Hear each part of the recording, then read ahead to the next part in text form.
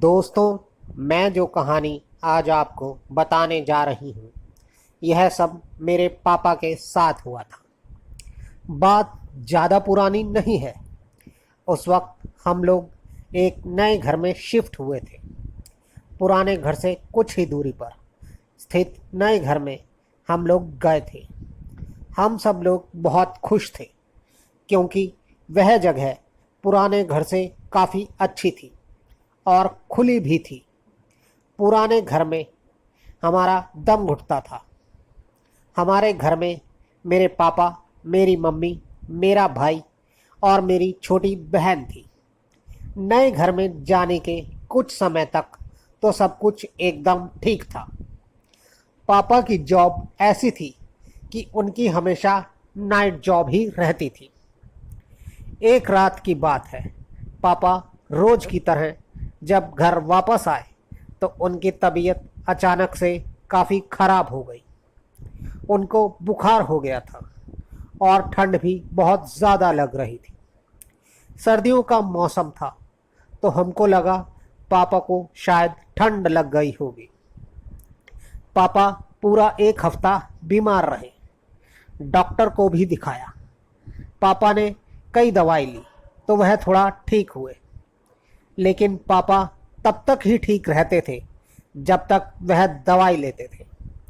दवाई का असर खत्म होते ही उनकी तबीयत फिर से खराब हो जाती थी। लेकिन फिर करीब एक हफ्ते बाद मैंने कुछ नोटिस किया जो कि मुझे बहुत अजीब लगा। नॉर्मली जब हम लोग कंबल ओढ़ते हैं तो वह कंबल कुछ देर बाद गर्म हो जाता है क्योंकि यही उसका काम है। लेकिन मैंने गौर किया कि पापा का कंबल अंदर से भी उतना ही ठंडा रहता था जितना कि बाहर से। पहले तो हमें लगा कि शायद कंबल में ही गर्मी नहीं है, तो मैंने पापा के कंबल से अपना कंबल बदल लिया। लेकिन कंबल में कोई भी कमी नहीं थी। मुझे कंबल में पूरी तरह गर्मी मिल रही थी। लेकिन मेरे वाला कंबल जो अब पापा ओढ़ते थे, अब उस कंबल के अंदर पूरी ठंड होती थी। हमें कुछ समझ नहीं आ रहा था कि यह सब क्या हो रहा है। कुछ ही दिनों में पापा को रात में नींद भी आनी बंद हो गई। पापा को जब भी नींद आती तो उन्हें सपने दिखाई देने शुरू हो जाते। पापा को अब हमेशा ऐसा लगता जैसे कमरे की खिड़की से कोई उन्हें बाहर बुला रहा है, लेकिन बुलाने वाले का चेहरा दिखाई नहीं देता था। वह हमेशा धुंधला सा ही दिखता था। लगातार बीमार रहने से पापा काफ़ी कमज़ोर हो गए थे और वो कमज़ोरी उनके चेहरे पर भी साफ साफ नज़र आती थी। पापा ने जब मम्मी को यह बात बताई तो मम्मी ने पापा को रात में सिरहाने के नीचे चाकू रखकर सोने को कहा और पापा ने ऐसा ही किया। दोस्तों, शुरू के कुछ दिन तो पापा को बुरे सपने नहीं आए और उन्हें नींद भी अच्छी आई, पर कुछ दिनों बाद उसका भी असर खत्म हो गया और अब पापा को बाहर बुलाने वाले का चेहरा भी साफ साफ दिखाई दे रहा था। वह एक लड़की थी, एक जवान लड़की, करीब 22-23 साल की, सफ़ेद साड़ी पहने हुए। पहले तो वह केवल पापा को बाहर बुलाती थी, पर अब वह पापा को और परेशान करने लगी। कभी कभी तो वह खिड़की से ही फूंक मारकर हवा से पापा के कंबल को उड़ा देती, तो कभी कोई और हरकत करती। वैसे तो वह केवल पापा को सपने में तंग करती थी, पर अब उसका असर पापा की असल ज़िंदगी पर भी दिखने लगा था। पापा बहुत ज़्यादा परेशान रहने लगे थे, पर वह लड़की कभी भी हमारे घर के अंदर नहीं आती थी। हमारे घर के मेन गेट पर 2 दरवाजे थे, एक बाहर का और एक अंदर का, पर वह कभी घर के अंदर नहीं आती थी। वह पापा को जितना भी परेशान करती खिड़की से ही करती थी।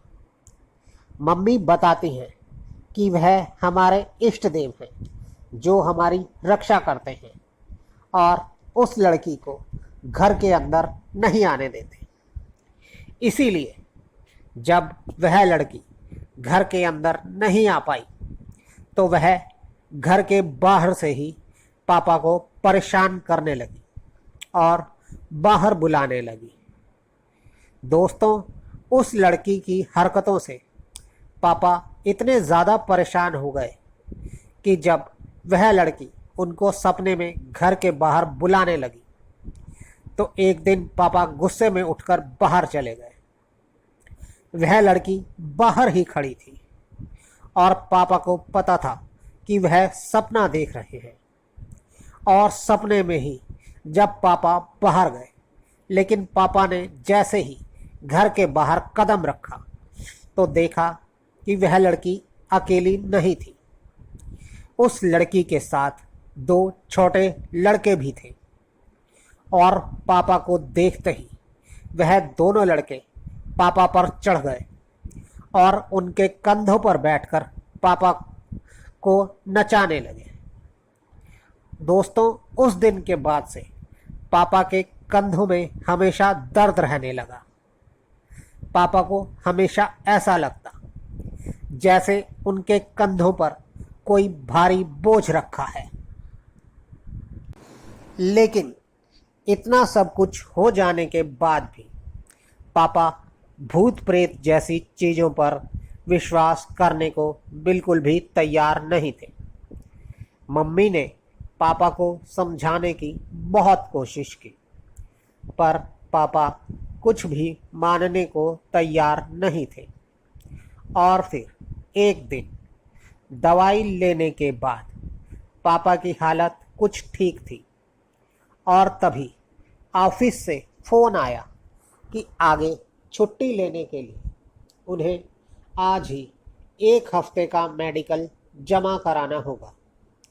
तो पापा जी मेडिकल जमा कराने के लिए मोटरसाइकिल पर अपने ऑफिस चले गए। जाते वक्त तो सब कुछ ठीक था, पर आते वक्त एक ट्रक से पापा का एक्सीडेंट हो गया। पापा की बाइक बुरी तरह से टूट गई थी, पर पापा किसी तरह बच गए थे। उन्हें चोट तो बहुत लगी थी, पर हेलमेट होने की वजह से उनके सर पर चोट नहीं लगी थी। किसी तरह से उनकी जान बच गई थी। बाद में पापा ने मम्मी को बताया कि जब वह मोटरसाइकिल से गिरे थे तो गिरने से पहले उन्हें वह लड़की दिखाई दी थी। अब मम्मी जी का शक भी यकीन में बदल गया कि पापा के ऊपर हो ना हो पक्का कोई ऊपरी चक्कर है। और अब पापा भी मम्मी की बात मानने को तैयार हो गए थे। तो फिर मम्मी पापा को साईं जी के मंदिर लेकर गई और वहाँ पर एक भभूत लगाने वाले बाबा को पापा को दिखाया। बाबा ने पापा को देखकर बताया कि एक रात जब पापा ऑफिस से घर वापस आ रहे थे तो ये 3 भाई बहन उनके पीछे लग गए थे और ये सड़क किनारे से उनके साथ उनके घर तक आ गए और घर में सिर्फ उन्हें ही दिखते हैं, पर वह तुम्हारे घर के अंदर नहीं आ पाते क्योंकि तुम्हारे घर पर भगवान का वास है। इसीलिए वह लड़की चाहकर भी तुम्हारे घर के अंदर नहीं आ पाई। उन्होंने जो कुछ भी बताया वह सब एकदम सच था। फिर उन्होंने पापा को भभूत लगाई और उनके भभूत लगाते ही पापा को बहुत अच्छा महसूस होने लगा। उनके कंधों पर जो वजन था वह एकदम से हट गया था और पापा की तबीयत भी अब अच्छी लग रही थी। इस सब से मम्मी भी बहुत खुश थी मम्मी को लगा कि अब वह लड़की नहीं आएगी, पर फिर उसी रात वह लड़की पापा के सपने में आई और फिर से पापा को घर के बाहर बुलाने लगी। पर अब पापा पहले से ही अलर्ट थे और स्वस्थ थे।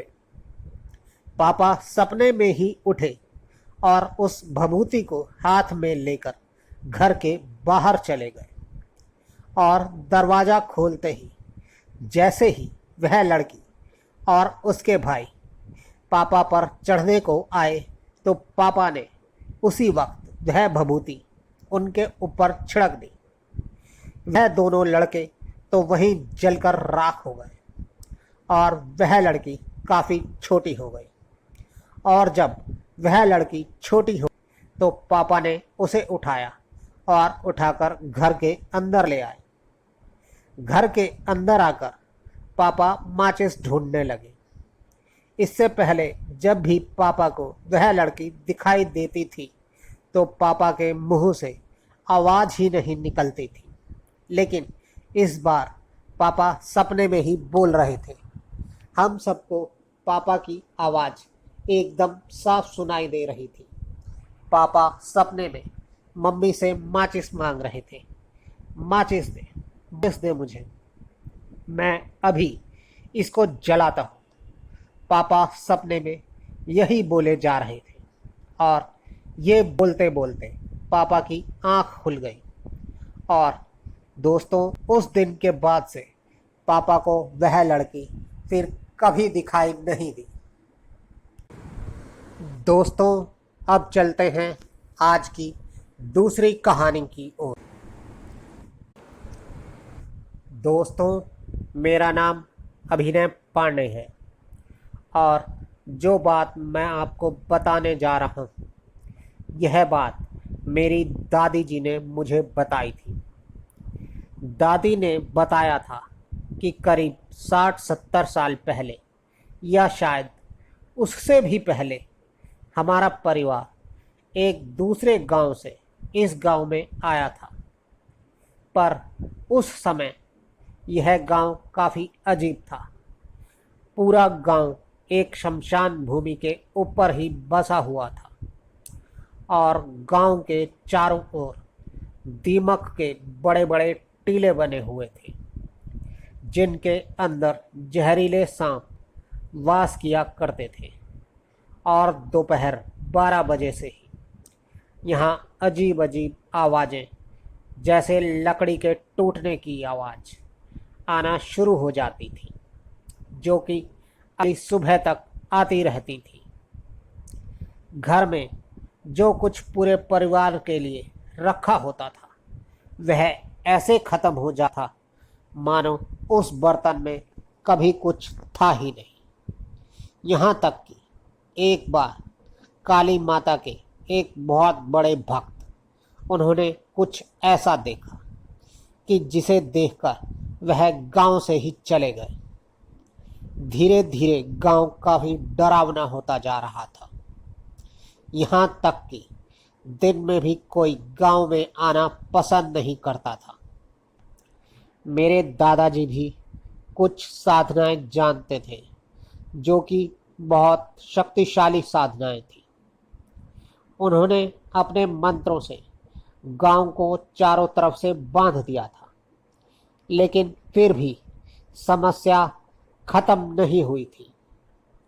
कुछ दिन बाद वो पंडित जी जो गांव छोड़कर भाग गए थे, वो वापस आए और उन्होंने बताया कि यह गांव बहुत ज़्यादा खतरनाक है और रहने लायक नहीं है। उन्होंने बताया कि उस दिन उन्होंने देखा कि एक पेड़ के ऊपर खड़ा आदमी एक ही कदम में 4 किलोमीटर दूर एक शमशान घाट में लगे पेड़ पर चला गया। दोस्तों, फिर मेरे दादाजी ने वहाँ के लोगों से उस शमशान घाट के बारे में पूछा तो एक ग्वाले ने बताया कि दादा, वह शमशान घाट भूतिया है। उस शमशान घाट पर पहले बहुत से तांत्रिक आया करते थे और अपनी साधनाएं करते थे, लेकिन पहले तांत्रिक के बाद किसी भी दूसरे तांत्रिक साधना वहां सफल नहीं हुई। सबकी उस शमशान घाट में बेरहमी के साथ मौत हो गई। दादाजी ने और पता किया तो उन तांत्रिकों में से एक तांत्रिक जिसने वहां सबसे पहले सिद्धि की थी, उसके भाई ने बताया कि वह तांत्रिक पूरी तरह से पागल हो गया था। उसने बताया कि मेरे मना करने के बावजूद उसने वहां सिद्धि की थी। दोस्तों उस तांत्रिक ने वहां के स्थान देवता की अनुमति लिए बिना वहां सिद्धि की थी और वहां के रखवाले को जगा दिया था। मैं बता दूं कि ऐसा कहा जाता है कि किसी भी शमशान में सिद्धि या पूजा करने से पहले वहां के रक्षक या स्थान देवता की मंजूरी लेनी पड़ती है और ऐसे शमशान में ही भूत प्रेत घूमते हैं जहां सिद्धियां की गई हों, ना कि हर एक शमशान घाट में। जब दादाजी को यह बात पता चली तो दादाजी ने वहां के स्थान देवता के नाम पर पूजा की और उनसे माफ़ी मांगकर उन्हें कहीं और स्थापित कर दिया।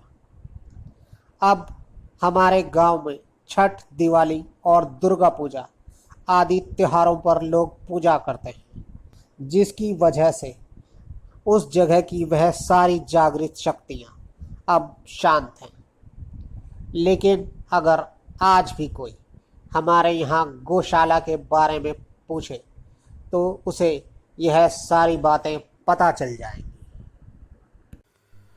दोस्तों, आपको हमारी ये कहानी कैसी लगी, कृपया कमेंट्स बॉक्स में ज़रूर बताएं।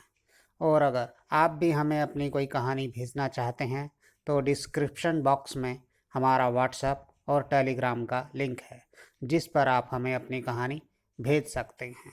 हम उसे अपने शो में ज़रूर शामिल करेंगे। तो जल्द ही आपसे फिर मुलाकात होगी। तब तक के लिए गुड बाय।